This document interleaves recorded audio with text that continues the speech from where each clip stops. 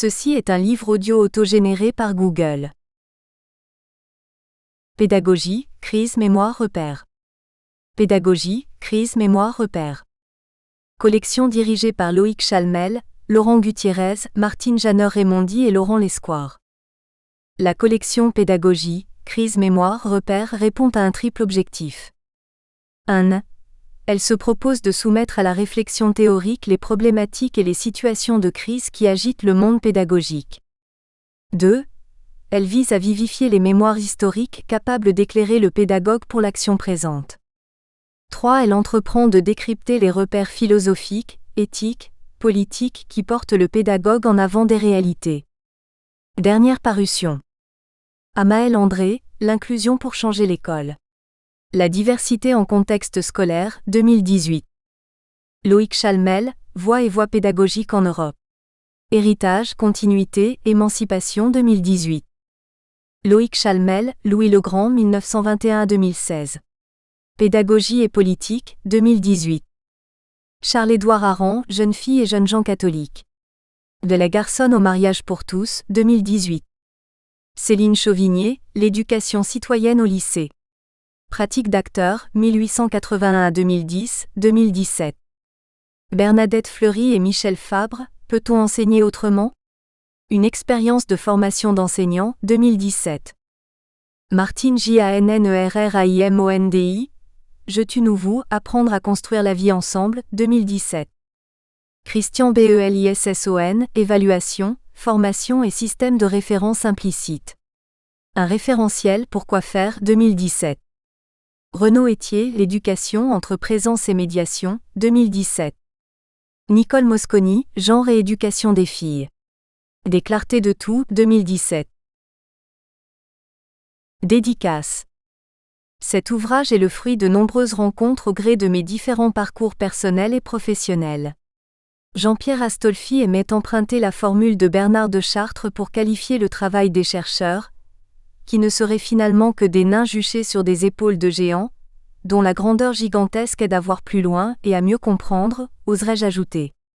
Cet ouvrage est dédié à beaucoup de mes géants, ceux et celles que j'ai eu plaisir à lire et à relire, ceux que j'ai eu l'honneur de rencontrer, ceux que j'ai eu la joie de côtoyer, ceux qui m'ont généreusement donné leur amitié, ceux dont j'ai eu le bonheur de découvrir les talents, ceux qui m'ont laissé les observer, ceux qui ont accepté de me livrer leurs doutes et leurs questionnements, ceux avec qui j'aime discuter, ceux qui m'ont aidé à grandir et ceux que j'aime voir grandir.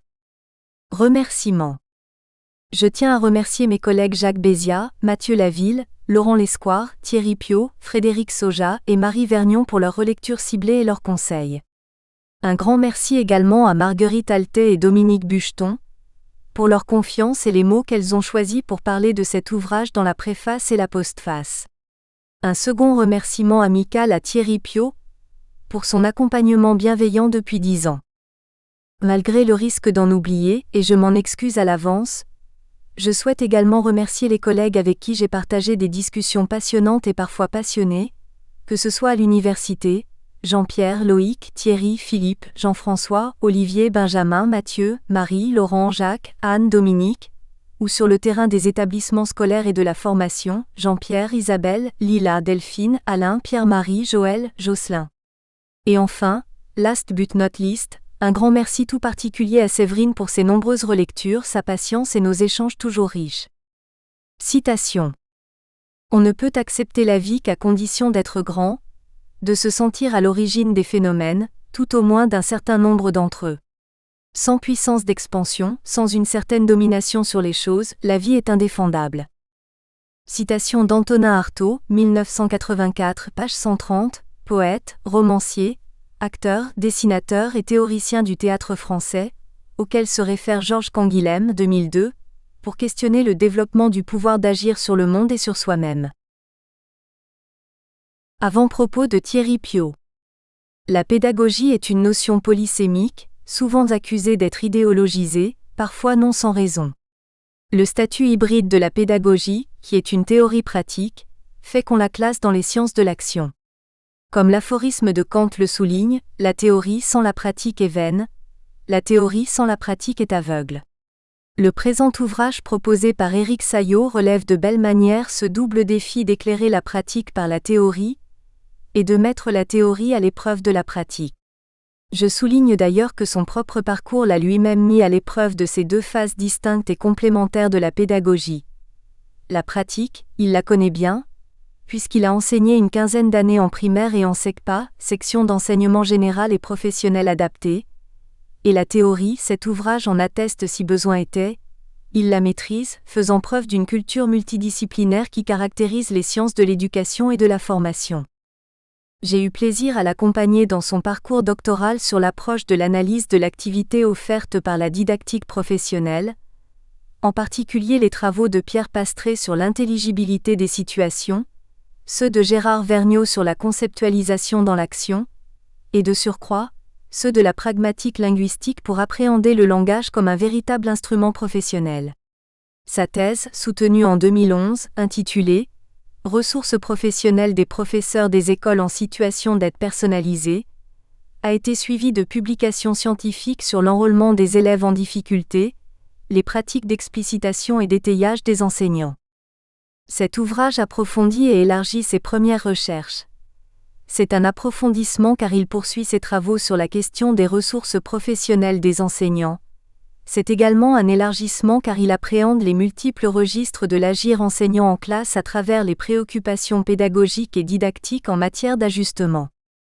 En plaçant au cœur de son activité de chercheur en éducation la question des ajustements, Éric Saillot prend le parti risqué mais réussi de mener une véritable enquête sur la notion clé d'ajustement, en assumant une forme d'éclectisme. Les références théoriques auxquelles il se réfère pour rendre compte de la genèse plurielle de la notion d'ajustement, lui permettent de s'écarter d'un discours prescriptif qui serait simplement incantatoire.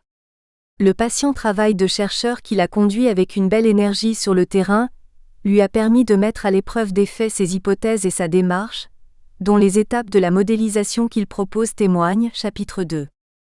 Le cadre d'analyse proposé par Éric Saillot met en lumière un ajustement multiregistre et multifonctionnel qui serait, idéalement, le cœur d'une professionnalité enseignante en acte. À la notion d'ajustement, souvent évoquée mais rarement conceptualisée, il apporte une armature théorique solide au service d'une approche à la fois didactique et pédagogique qui s'inscrit dans une organisation de la classe agile et dynamique, toujours guidée par un cadre humaniste.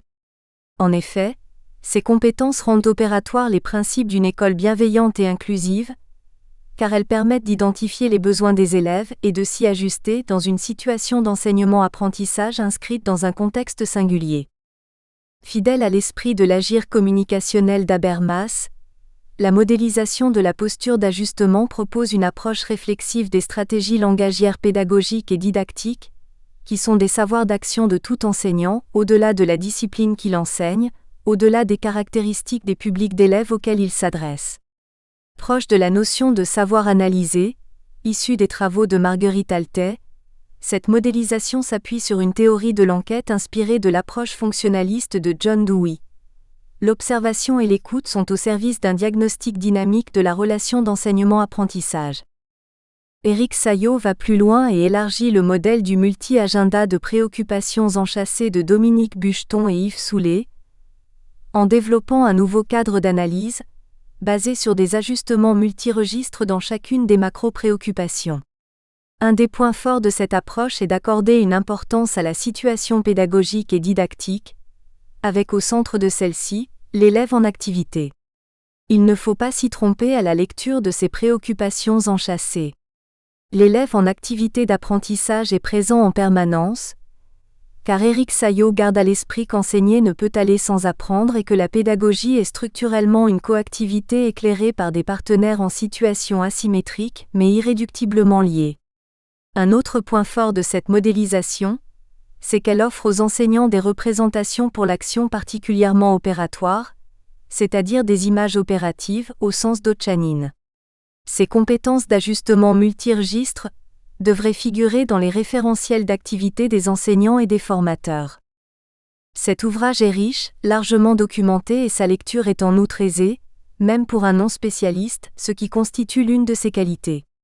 Éric Saillot ne jargonne pas, Mais il ne se détourne pas de ces exigences, refusant de glisser vers la facilité de certaines vulgarisations simplificatrices. Il fait confiance à ses lecteurs pour réfléchir avec lui à certaines questions complexes, à l'aide de références scientifiques solides. Cet ouvrage ambitieux et accessible à la fois devrait recevoir un accueil très positif des enseignants et des formateurs, car il offre des perspectives d'analyse pragmatique qui réactualisent la figure du praticien réflexif. Autant dire que cet ouvrage est attendu dans le champ de la pédagogie scolaire, mais aussi dans le champ de la pédagogie des adultes, car le cadre d'analyse des ajustements multiregistres est dans l'ADN des pédagogies actives qu'il permet d'opérationnaliser dans l'action. Ainsi, sa lecture pourrait être recommandée à tous les pédagogues d'aujourd'hui et de demain. Thierry Piot, professeur des universités en sciences de l'éducation et de la formation, Université de Caen Normandie, CIRNEF, EA 7454. Centre interdisciplinaire de recherche normand en éducation et formation. Préface de Dominique Bucheton. Voici un livre nécessaire important, pourquoi ? Parce qu'aujourd'hui le métier enseignant est en crise d'identité et de reconnaissance, un peu partout en Europe. Parce qu'il est de plus en plus soumis au maelstrom des tourmentes idéologiques et politiques. Parce que des champs entiers de travaux de recherche sur les savoirs professionnels de l'école et sur les apprentissages sont niés et s'éparpillent au vent.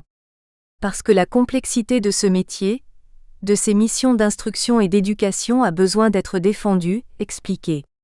Parce que ce métier est l'avenir d'une nation. Éric Saillot en livre une défense aussi rigoureuse qu'engagée. Que fait Éric Saillot dans ce livre ? Il invite d'abord au voyage. Il présente et synthétise brillamment nombre de travaux fondamentaux, en établit la généalogie, les questionne, les met en perspective, les interroge au travers de ses propres pratiques et recherches expérimentales. L'ampleur et la diversité des champs scientifiques présentés, associés à une impressionnante liste de références bibliographiques, seront précieuses à l'étudiant, au formateur, à l'enseignant comme au chercheur. Fort de ce solide arrière-plan conceptuel qui croise les sciences du langage, la présentation de ses principaux apports en est particulièrement intéressante.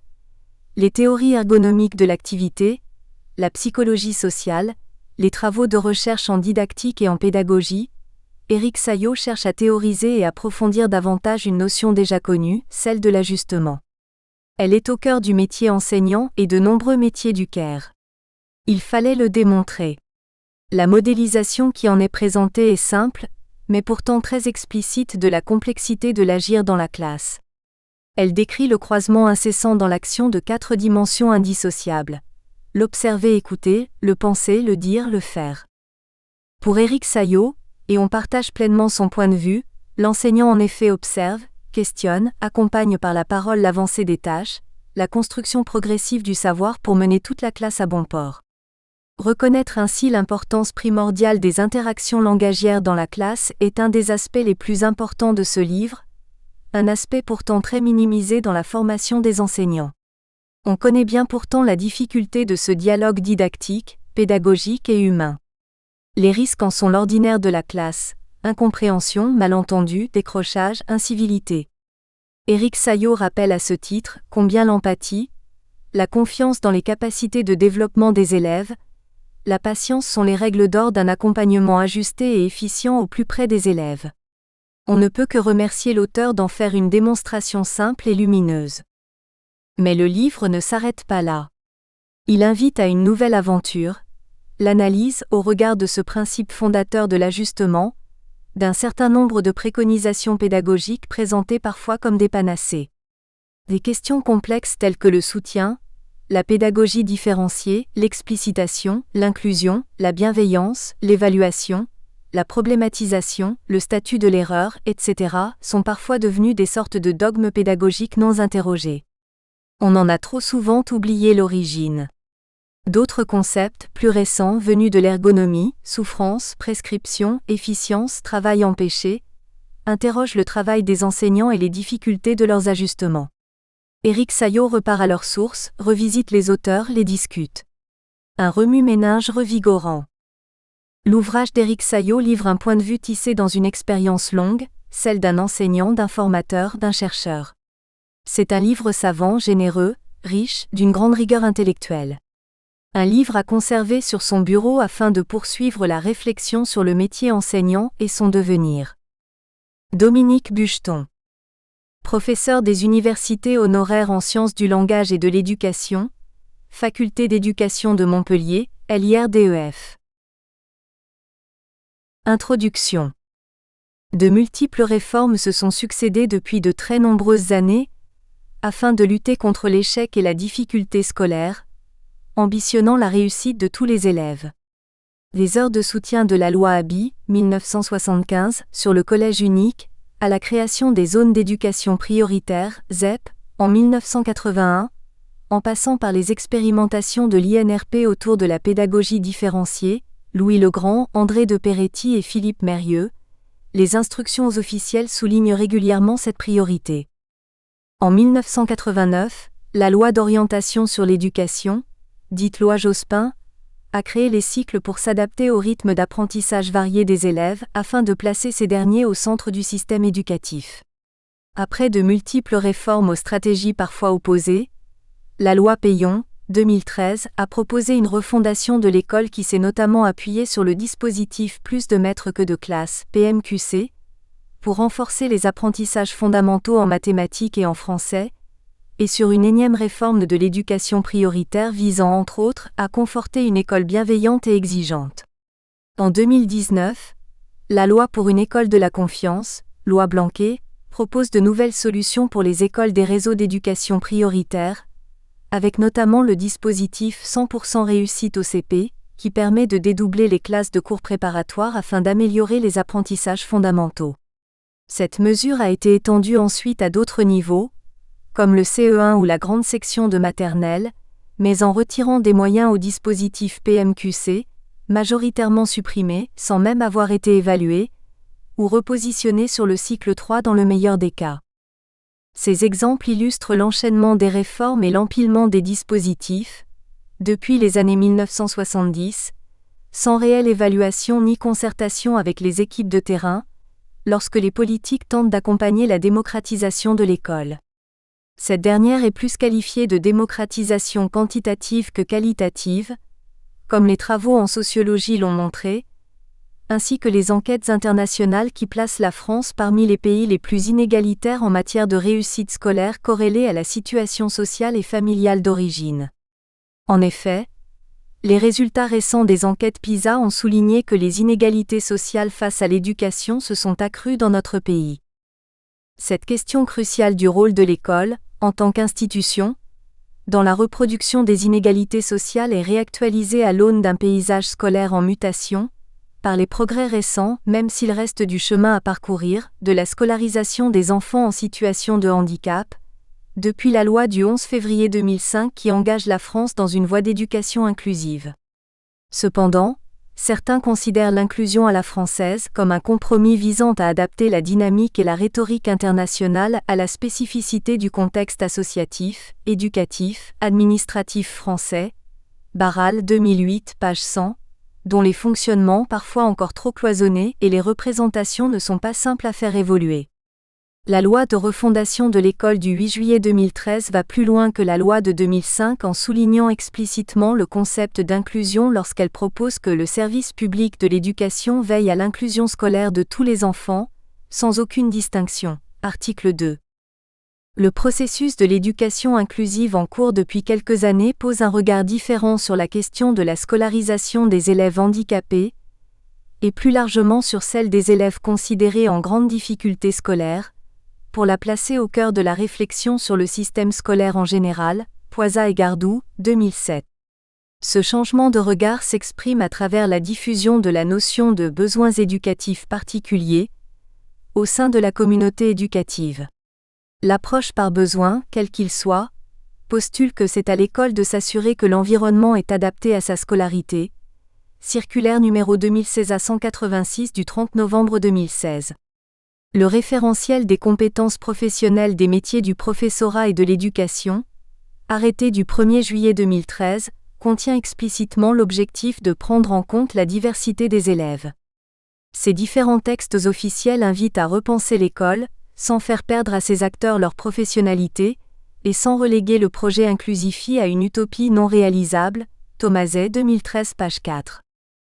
La notion de besoins éducatifs particuliers, BEP, initialement conçue pour rompre avec une vision médico-catégorielle de la scolarisation des enfants handicapés, ouvre de nouvelles perspectives pédagogiques ou, tout du moins, les réactualise. En effet, si l'école inclusive invite à réfléchir et à agir, au moyen d'améliorer les questions d'accessibilité, de réussite scolaire et de parcours individuels pour les élèves en situation de handicap, nous considérons qu'elle remet en lumière la question de l'adaptation de l'école à tous les élèves, quels que soient leurs besoins d'apprentissage ou d'éducation. Comme Hervé Benoît, nous pensons qu'il faut cependant rester vigilant sur la question des besoins spécifiques ou particuliers afin qu'ils soient toujours appréhendés en contexte, Benoît 2014, dans la systémie des situations pédagogiques ou éducatives. Il s'agit d'éviter une approche diagnostique de l'élève pris isolément, Benoît 2018, qui pourrait finalement être préjudiciable au parcours des jeunes. L'idée d'une école inclusive dépasse les problématiques de handicap, Zay 2012, et vise les progrès et la réussite de tous les élèves, quelles que soient leurs différences, leurs besoins éducatifs ou d'apprentissage. Nous pensons que l'école inclusive est une utopie mobilisatrice qui réaffirme la thèse de Bourdieu, 1966, selon laquelle c'est d'abord l'indifférence aux différences, qui reproduit les inégalités, qu'elles soient sociales ou liées à des besoins éducatifs particuliers insuffisamment pris en compte. Dans l'optique de cette ambition forte, les enseignants et les professionnels de l'éducation dans leur ensemble doivent s'adapter, s'ajuster, dirons-nous, aux besoins d'apprentissage et aux besoins éducatifs des élèves dont ils ont la responsabilité. Cette préoccupation va de pair avec la nature même de l'activité pédagogique. L'incertitude, Hamelin et Pifto, 1981, qui est liée à l'imprévisibilité de la dynamique des multiples variables en jeu. C'est ce qui a amené Philippe Perrenoud, 1983-1994, à situer la pratique pédagogique entre l'improvisation réglée et le bricolage. L'activité d'enseignement-apprentissage est appréhendée comme une succession de micro-décisions de tous ordres pour l'enseignant, qui tentent de gérer en même temps différentes dimensions. Les dynamiques interindividuelles du climat de classe, les interactions langagières, les structurations des moments didactiques, les interventions d'une partie des élèves, celles de l'enseignant lui-même, les interruptions externes, quelqu'un qui frappe à la porte, quelque chose à regarder par la fenêtre, un bruit inattendu, tout en gardant un œil sur elle. Horloge dans une gestion du temps toujours difficile. Philippe Ouanlin et Marcel Craet, 2012, ont souligné l'importante flexibilité des enseignants dans la planification ou l'interaction, flexibilité comparable à l'improvisation, Azema 2019, comme chez des acteurs, des musiciens de jazz, etc. Erickson, 1982, Tochon, 1993. Huberman, 1980, a comparé cette pratique à l'usage de recettes dans une cuisine en plein coup de feu. Si une grande part de cette flexibilité concerne la gestion du temps et des interactions interindividuelles, elle peut viser l'ensemble des variables didactiques et des registres pédagogiques liés à des prises de décision planificatrices, qui nourrissent la plupart des réflexions en action des enseignants, Perrenoud 1994, Tochon 1993. Ces fonctionnements improvisationnels sont amplifiés lorsque l'enseignant tente de s'ajuster autant aux fluctuations de la situation, aux imprévus, Jean-Étienne 2009, qu'aux besoins spécifiques des élèves identifiés dans le feu de l'action. Cette dernière préoccupation s'inscrit dans la perspective d'une pratique de différenciation pédagogique associée à une évaluation formative intégrée aux situations d'apprentissage, dont les régulations constituent le cœur des ajustements. Nous pensons que ces gestes et postures d'ajustement en situation incarnent une grande part de l'activité réflexive du métier d'enseignant, et lui donnent même ses lettres de noblesse.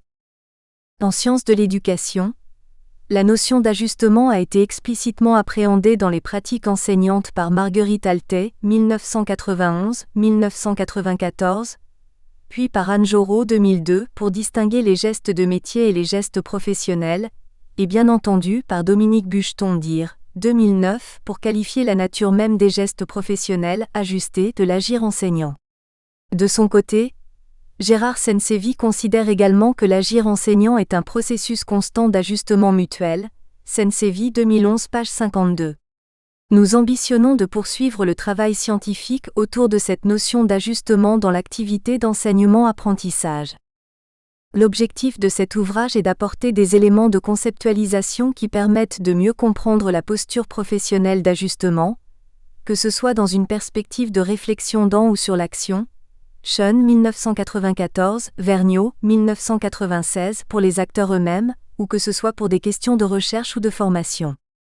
Nous souhaitons à travers cet ouvrage consolider la conceptualisation scientifique de la notion d'ajustement car nous la pensons heuristique pour appréhender l'activité d'enseignement-apprentissage, dans ses dimensions d'étayage et d'accompagnement, relatives aux questions de difficultés d'apprentissage ou de besoins éducatifs particuliers, dans la perspective d'une école bienveillante et d'une éducation inclusive, c'est-à-dire qui ambitionne et permette la réussite de tous les élèves. Nous avons intitulé cet ouvrage « S'ajuster au cœur de l'activité d'enseignement-apprentissage », car nous postulons que les notions d'ajustement et d'activité sont indissociables, comme elles le sont dans la théorie linguistique de Cuglioli, dans les approches des médiations langagières de Vygotsky ou de Brunner, dans les analyses plurielles des pratiques enseignantes d'Alte, ou dans les travaux de Bucheton sur l'agir enseignant. Cette imbrication conceptuelle s'exprime à travers la coactivité enseignant-élève, ou formateur formé, car elle se situe à l'interface de l'activité d'enseignement et de celle d'apprentissage. Le sous-titre « Construire une posture d'ajustement » insiste sur les perspectives offertes dans cet ouvrage pour favoriser une démarche formative, et donc, espérons-le, le développement professionnel des enseignants et de bien d'autres professionnels de l'éducation, voire d'autres métiers de service adressés à autrui. Le soin, le social, ou le travail de la relation nécessitent des ajustements réguliers. Nous pensons que la notion d'ajustement permet de questionner, pour à terme la renforcer, la professionnalité enseignante par rapport aux exigences pédagogiques, didactiques, éducatives et éthiques de l'école inclusive. Nous avons écrit cet ouvrage avec au moins un double objectif pédagogique. Premièrement, nous pensons que sa lecture pourra apporter des repères pour l'analyse de l'activité d'ajustement, que ce soit la sienne en tant que professionnel, ou que ce soit l'activité observée ou explicitée par les étudiants, les formateurs ou les chercheurs qui tentent de la décrire et de la comprendre. Deuxièmement, nous avons construit cet ouvrage avec la volonté d'offrir différents repères théoriques, que ce soit en pédagogie, en didactique, en psychologie, ou en sociologie, avec des références à des travaux scientifiques qui nous paraissent heuristiques dans une approche compréhensive des pratiques professionnelles.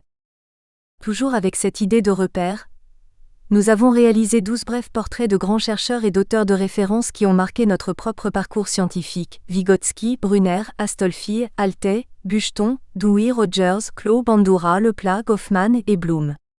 Nous avons également encadré 6 rappels théoriques synthétisés qui apportent des éclairages sur des points précis et complémentaires des contenus des chapitres. De la notion de pratiques enseignantes au concept d'activité, les 6 postures d'étude des élèves et les 6 postures d'étayage des enseignants, le multi-agenda de préoccupations enchâssées, l'approche de la didactique professionnelle, les interventions en ergonomie et l'agir communicationnel d'Habermas. Le premier chapitre retrace la généalogie de la notion d'ajustement, de son étymologie et de ses premiers usages, à son emploi dans la théorie linguistique de Cuglioli pour décrire la coactivité inhérente aux interactions langagières, mais également à l'ensemble des médiations langagières dans leur dimension anthropologique. La troisième partie de ce chapitre est consacrée au paradigme historico-culturel du psychisme, issu des travaux de Vygotsky qui ont influencé le psychologue américain Brunner. Son approche vygotskienne de l'étayage constitue l'un des terreaux conceptuels et praxéologiques de la notion d'ajustement. Nous ne revendiquons pas l'idée d'une nouvelle pédagogie de l'ajustement, mais nous ambitionnons plutôt de proposer une nouvelle clé de compréhension et d'action. C'est pourquoi il nous semble indispensable d'essayer d'identifier les héritages pédagogiques des sciences de l'éducation. Ensuite, nous questionnerons la notion d'ajustement dans les pratiques enseignantes, en particulier dans les travaux d'Alte et bien entendu de Bucheton. Le chapitre 2 est consacré à notre modélisation de la posture d'ajustement, de sa genèse dans nos premiers travaux sur l'étayage, à son élaboration à partir du modèle de l'agir enseignant autour de gestes professionnels ajustés, conceptualisé par Dominique Bucheton et son équipe. Nous expliquons successivement les notions de geste professionnel et de posture, car elles sont au cœur de ce modèle d'analyse que nous présentons en détail ensuite. Nous apportons notre définition de la posture d'ajustement, que nous considérons comme une forme de réactualisation de la figure du praticien réflexif. Afin de caractériser plus finement les ajustements, nous définissons les notions d'empan, de focale, de scène et d'échelle, avant de nous intéresser à leurs objets, leurs cibles en quelque sorte. Nous élargissons ensuite le modèle initial du multi-agenda, en caractérisant des ajustements multi-registres dans chacune des 5 macro-préoccupations. Nous développons encore notre modèle d'analyse à l'aide de questionnements d'explicitation articulés aux 4 dimensions systémiques. Penser, dire, faire, observer, écouter. Nous nous focalisons ensuite sur les compétences d'observation et d'écoute qui sont appréhendées comme de véritables instruments professionnels, au sens de Rabardel. Après ce regard ergonomique, les parties suivantes déclinent différentes facettes de l'heuristique de l'observation et de l'écoute en pédagogie, que ce soit dans le cadre de l'évaluation formative, de la logique de l'enquête de Dewey, ou dans le travail d'empathie de type rogerien. Le chapitre 3, intitulé « S'ajuster à soi-même », concerne les ajustements parfois nécessaires aux professionnels pour faire évoluer leur propre représentation, logique d'action ou logique d'arrière-plan comme les nomme Bucheton. Les épistémologies personnelles des enseignants peuvent représenter tantôt des ressources fécondes, tantôt des risques d'enfermement, de dilemme, voire d'empêchement du pouvoir d'agir pour reprendre les mots d'Yves Clos. Nous illustrons ce chapitre en discutant une dizaine de questions d'enseignants entendues lors de formations ou de recherches, qui peuvent constituer selon nous des obstacles au développement professionnel. Nous expliquons ensuite pourquoi s'ajuster à soi-même, c'est également s'ajuster aux prescriptions. Nous faisons un détour théorique par la psychologie ergonomique et la clinique de l'activité, pour nous intéresser aux dimensions subjectives de l'activité, notamment dans le lien santé-efficacité. S'ajuster à soi-même, c'est aussi s'ajuster à ses propres émotions. Nous apportons donc un éclairage scientifique sur les émotions en classe, que ce soit du côté des élèves ou des enseignants. Ces développements, sans être exhaustifs, nous amènent à appréhender rapidement les notions d'intelligence émotionnelle et de bien-être au travail des enseignants. Le chapitre 4, intitulé « S'ajuster à autrui », revient d'abord sur les résultats de l'enquête sur la bienveillance à l'école que nous avons réalisée en 2016, publiée dans le numéro thématique de la revue Questions vives, Recherche en éducation, que nous avons coordonné avec Thierry Piot en 2018, afin de comprendre les préoccupations des professionnels confrontés à ces nouvelles prescriptions. Dans un second temps, nous analysons l'activité de co-enseignement sous l'angle des ajustements réciproques entre 2 enseignants, notamment dans le dispositif « Plus de maîtres que de classes ». Le chapitre 5 est consacré à la question du langage dans les ajustements pédagogiques et didactiques, que ce soit pour les pratiques d'enrôlement, d'explicitation ou d'étayage, que nous présentons, après un pas de côté théorique sur quelques concepts de la pragmatique linguistique.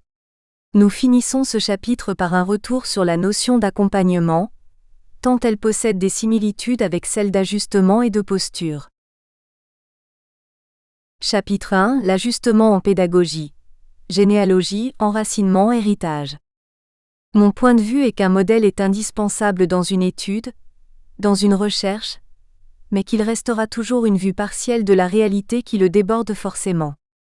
Il est bon d'avoir son ou ses modèles privilégiés, mais c'est voir les problèmes avec une certaine paire de lunettes, et il ne faut surtout pas croire que c'est la seule, il faut toujours rester attentif à ce qui reste inexpliqué. Jacques Leplat, entretien réalisé le 11/2/2002 par Alaville et M. Potier.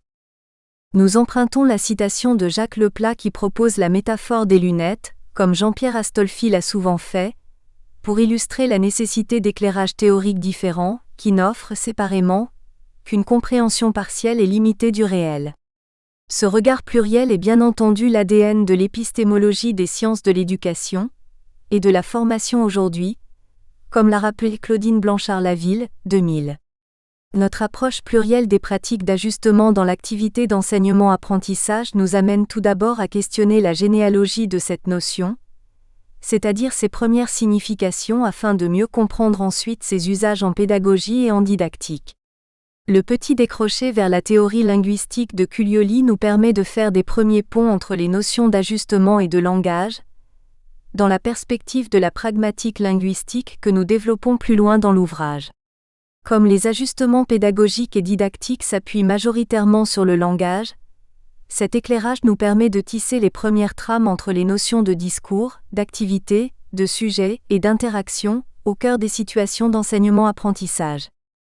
Ces premiers éléments de conceptualisation s'enracinent dans le paradigme historico-culturel de Vygotsky, 1934, qui propose une approche du psychisme inscrite dans la perspective de son insertion au sein d'une histoire, d'une société et d'une culture, ici pédagogique ou didactique. Brunner, 1983, s'est inscrit dans ce cadre pour construire sa théorie des fonctions d'étayage qui est basée sur les médiations langagières, instruments fondamentaux pour le développement de l'intelligence. Questionner la notion d'ajustement dans une approche historico-culturelle nous amène ainsi à rechercher les héritages de la notion dans les travaux en sciences de l'éducation, du côté de la pédagogie ou de la didactique. 1. Étymologie et usage du terme ajustement. Étymologiquement, le mot ajustement a été dérivé à la fois par préfixation en a et par suffixation en ment, à partir de l'adjectif juste, emprunté v 1120 au latin justus signifiant conforme au droit, équitable, dérivé de juris, relatif au droit. Dictionnaire historique de la langue française d'Alain Ray, 1998.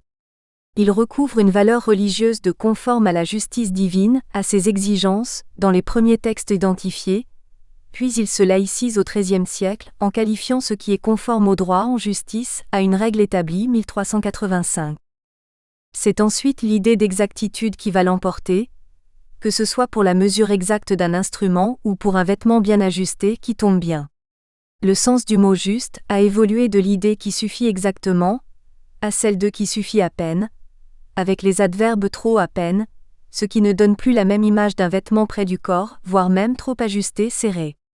L'idée d'exactitude dans la mesure relative à un étalon a donné le verbe ajuster. Au XIVe siècle, les dérivés ajustage et ajustement apparaissent.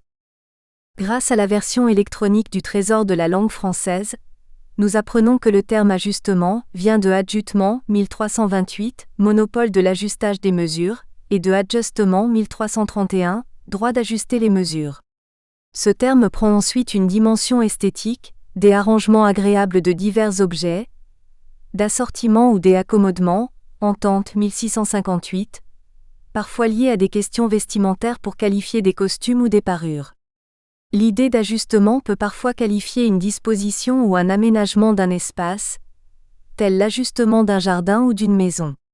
Dans des domaines technologiques ou stylistiques, la notion d'ajustement signifie l'idée d'une adaptation à des normes.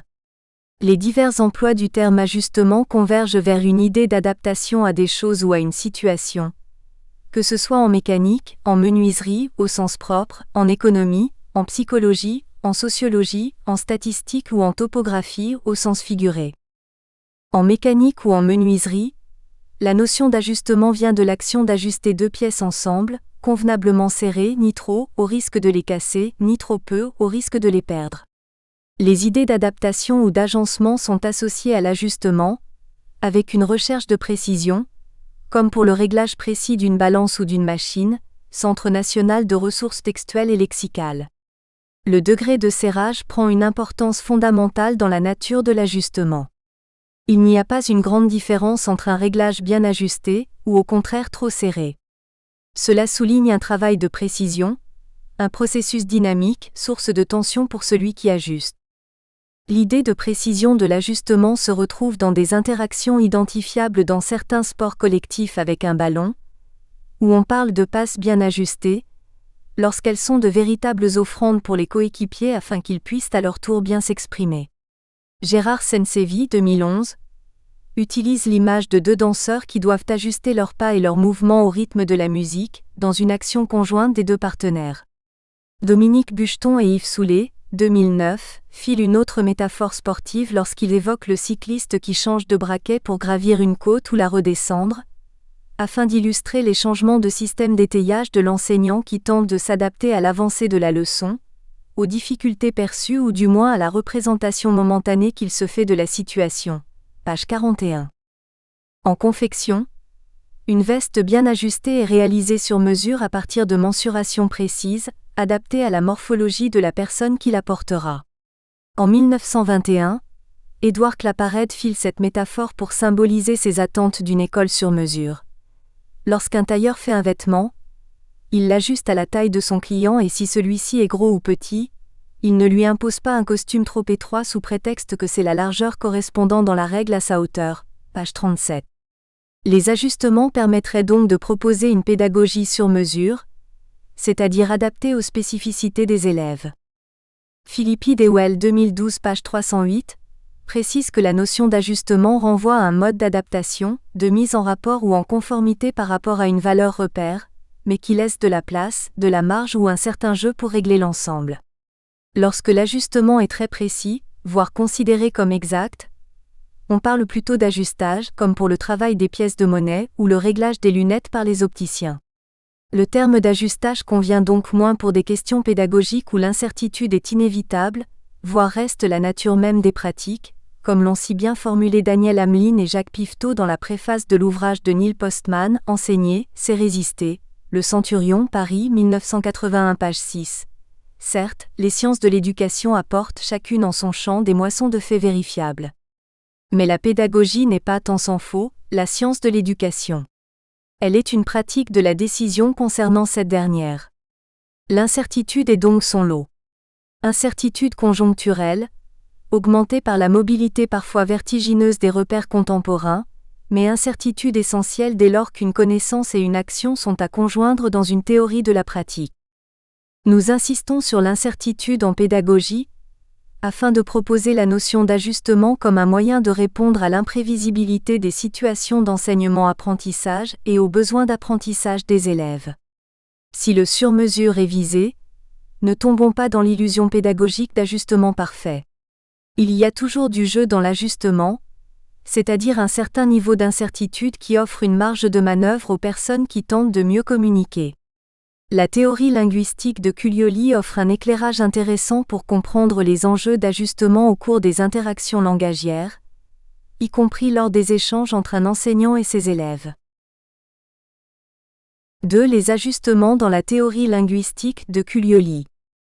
La diversité des usages confère à la notion d'ajustement une dimension anthropologique, que Cuglioli va reprendre à son compte pour élaborer une théorie linguistique fondée sur les ajustements. Dans les travaux de Cuglioli, les ajustements symbolisent la mise en contact d'une représentation prélinguistique et de suites de mots pour l'exprimer, sous la forme d'agencement de marqueurs. L'énoncé est donc le produit des ajustements et des interprétations réciproques, entre locuteurs et co-énonciateurs, comme dans le processus de co-construction des discours en interaction, Kerbrato-Recchioni 2005. Philippi Dewell 2012 compare l'ajustement à la marche dans une dynamique alternant stabilité et instabilité entre production et reconnaissance d'énoncés, construction, déconstruction et reconstruction du sens. L'ajustement est au cœur de l'échange verbal, et plus généralement dans l'activité langagière qui implique le co-énonciateur, même dans les monologues, dans lequel à travers les mots, les consciences, les cœurs et les corps entrent en contact de façon harmonieuse mais aussi grinçante, violente, car il y a toujours du jeu entre les représentations et les sujets, l'activité langagière étant permise par le jeu à l'œuvre dans la mécanique des systèmes linguistiques. 2012 page 308. L'ajustement est un concept central dans la théorie des opérations énonciatives, TO, de Cuglioli qui cherche à appréhender l'activité langagière en tant qu'activité de l'espèce humaine. Cuglioli 1990 page 14, dans une approche anthropologique de la linguistique. Il insiste sur les dimensions cognitives de l'activité de langage des sujets, activité mentale d'ordre symbolique et signifiant, où le cognitif est associé à l'affectif. Les ajustements dans l'activité langagière s'effectuent majoritairement de façon non consciente à travers les opérations enfouies du travail énonciatif, Cuglioli 1990, page 155, qui sont de 3 ordres. Opération de représentation, opération de référenciation, opération de régulation. Cuglioli 1999, page 161. L'activité cognitive des sujets sous-tend l'activité langagière qui s'exprime à travers les énoncés qu'ils produisent et interprètent, en lien avec leur représentation. Dans les échanges langagiers, les ajustements s'effectuent dans le choix entre plusieurs formulations énonciatives, parce qu'il y a du jeu dans les représentations des différents énonciateurs. Cuglioli a distingué deux types d'ajustements à l'œuvre: les ajustements notionnels et les ajustements intersubjectifs. Les réglages notionnels sont liés aux différentes représentations en jeu dans l'échange langagier, mais les dimensions intersubjectives s'expriment dans le cadre des principes sociolinguistiques et discursifs connus en pragmatique linguistique.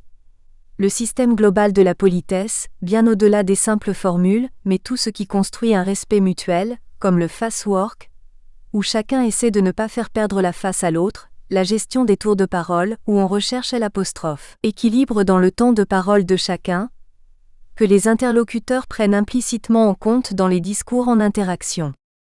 Certains ajustements énonciatifs peuvent s'exprimer à l'aide de reformulations par exemple, qui permettent de réguler l'intercompréhension. Les malentendus soulignent les ratés des ajustements énonciatifs. C'est parce qu'il y a un jeu intersujet qu'il y a du jeu dans l'ajustement. Cuglioli, 1990, page 26, faisant ainsi de la compréhension un cas particulier de malentendu. L'essentiel de nos échanges verbaux s'appuie sur un profil d'équilibre sémantique, produit par un ajustement implicite. Cuglioli, 1999, page 126. Cuglioli souligne qu'aucun échange ne peut exister sans régulation minimale, c'est-à-dire d'accès d'un sujet à un autre sujet. Cuglioli, 1999, page 137. À partir des processus de régulation et d'accommodation intersubjective, Cuglioli 1999, page 48, qui caractérise les ajustements énonciatifs. Conjointement à ces régulations intersubjectives, Cuglioli rappelle que des ajustements intrasubjectifs s'opèrent, c'est-à-dire de soi à soi, entre le vouloir dire et le dire, dans une boucle itérative plus ou moins consciente entre soi et autrui, selon ce que l'on perçoit et comprend de la situation langagière et infralangagière. Cuglioli précise qu'il existe différents degrés de serrage ou de desserrage dans l'ajustement, étroit ou large, rigide ou mou, selon les natures des situations d'interlocution. À l'extrémité d'un continuum, l'ajustement implicite non marqué ou non conscient correspond au degré 0 de serrage, Philippi Dewell 2012. À l'autre extrémité, l'ajustement qualifié de rigide est proche de l'ajustage. La notion d'ajustement dans la théorie linguistique de Cuglioli est au cœur d'une conception dynamique du langage appréhendé comme une activité, voire même une coactivité. Les ajustements permettent une régulation de la communication, afin de faciliter les échanges langagiers entre les interlocuteurs, même s'il ne faut pas croire à l'illusion d'une intercompréhension totale.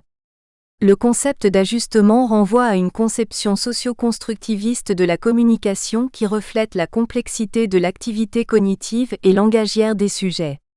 Cette approche linguistique de la notion d'ajustement est en complète cohérence avec le paradigme historico-culturel de Vygotsky. Cette théorie linguistique de Cuglioli constitue donc l'un des fondements scientifiques de la modélisation de la posture d'ajustement que nous avons élaborée. En effet, un enseignant qui tente de s'ajuster à l'imprévisibilité de la situation et aux besoins de ses élèves s'appuie sur une activité langagière basée sur une nécessaire intercompréhension avec les élèves. Comme Dominique Bucheton et Yves Soulet, 2009, le montrent dans leur analyse des coajustements des postures des élèves avec celles de l'enseignant, cette coactivité s'appuie sur des ajustements et des interprétations réciproques. Ces dernières peuvent être source de malentendus et nécessitent des explicitations régulières. Les ajustements notionnels et intersubjectifs sont continus lorsque l'enseignant essaie de s'ajuster à ses élèves, et réciproquement. Les ajustements pédagogiques et didactiques pour répondre aux besoins des élèves s'appuient sur des interprétations successives en contexte de l'enseignant.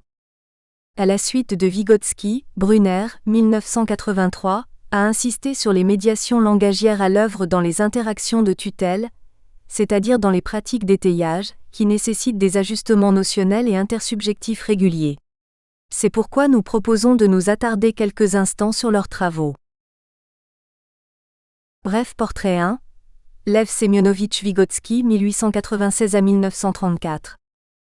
psychologue russe, parfois appelé le Mozart de la psychologie, car ses travaux majeurs ont été réalisés au cours d'une prodigieuse décennie, juste avant de mourir, 1924 à 1934.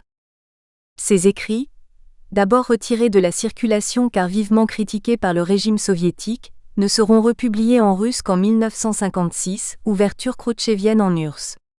En 1962, une première traduction en anglais de son œuvre majeure Pensée et langage est disponible aux États-Unis, mais dans une version réduite et expurgée pour l'Occident. En 1980, ses œuvres en 6 volumes seront éditées en Russie. À partir de cette époque, ses travaux sont traduits en français en 1985 et sont l'objet d'un important engouement. 3. Enracinement dans le paradigme historico-culturel. 3.1. La théorie historico-culturelle de Vygotsky. Le paradigme historico-culturel propose une approche du psychisme inscrite dans la perspective de son insertion au sein d'une histoire, d'une société et d'une culture. Cette orientation théorique a été insufflée par les travaux du psychologue russe Lev Semyonovitch Vygotsky, qui a appréhendé le psychisme humain comme une production sociale médiatisée et structurée par les systèmes des signes, médiation sémiotique. Vygotsky souligne le rôle de la transmission culturelle des fonctions psychiques supérieures, envisagées dans une histoire sociale et un contexte culturel donné. Sans nier les facteurs biologiques et génétiques, ces travaux montrent que le comportement et le développement humain ne se limitent pas à ces dimensions. Cette théorie historico-culturelle du psychisme place au premier plan l'importance de la transmission culturelle à travers principalement l'instrument privilégié qu'est le langage, mais également l'interaction, les symboles et les artefacts.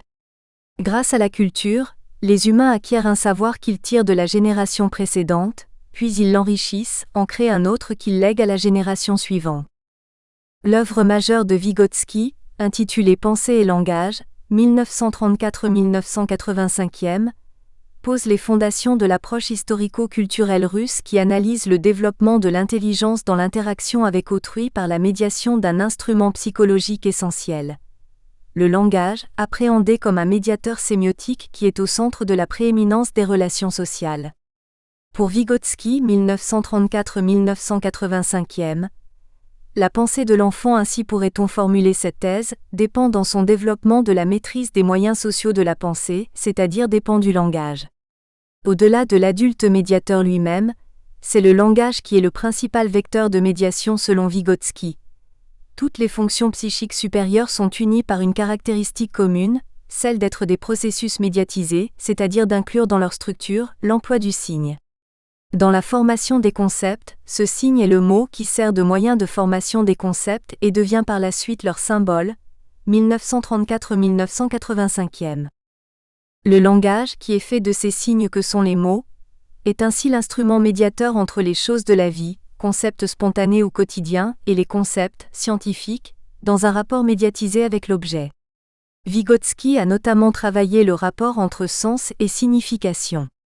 La signification est sociale, cristallisée dans les mots, impersonnels, les mémoires génériques externes et les énoncés d'autrui.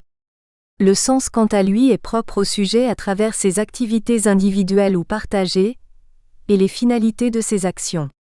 Des allers-retours modifiants entre sens et signification sont opérés par le langage, pas seulement verbal, qui devient un instrument psychologique. Sens et signification sont les deux racines de l'activité symbolique des humains. Pour Vygotsky, le développement de la connaissance procède du social vers l'individuel, de l'interpsychisme vers l'intrapsychisme. C'est ce passage de l'interpersonnel à l'intrapersonnel qu'ont repris les travaux des néo-piagétiens sur le conflit socio-cognitif. Pour Vygotsky, chaque fonction apparaît 2 fois ou à 2 niveaux dans le développement culturel, c'est-à-dire supérieur de l'enfant. D'abord elle apparaît au niveau social, ensuite au niveau psychologique. D'abord elle se manifeste au niveau interpersonnel en tant que catégorie interpsychologique, ensuite au niveau de l'enfant en tant que catégorie intrapsychologique. 1934-1985, page 163. La culture dans laquelle grandit un enfant lui offre tout un éventail d'outils culturels qu'il va s'approprier d'abord de manière externe, comme les règles de politesse, les rituels, les comptines, etc. Nous espérons que vous avez apprécié cet aperçu. Pour continuer à écouter ce livre audio sur Google Play Livres, utilisez le lien dans la description de la vidéo.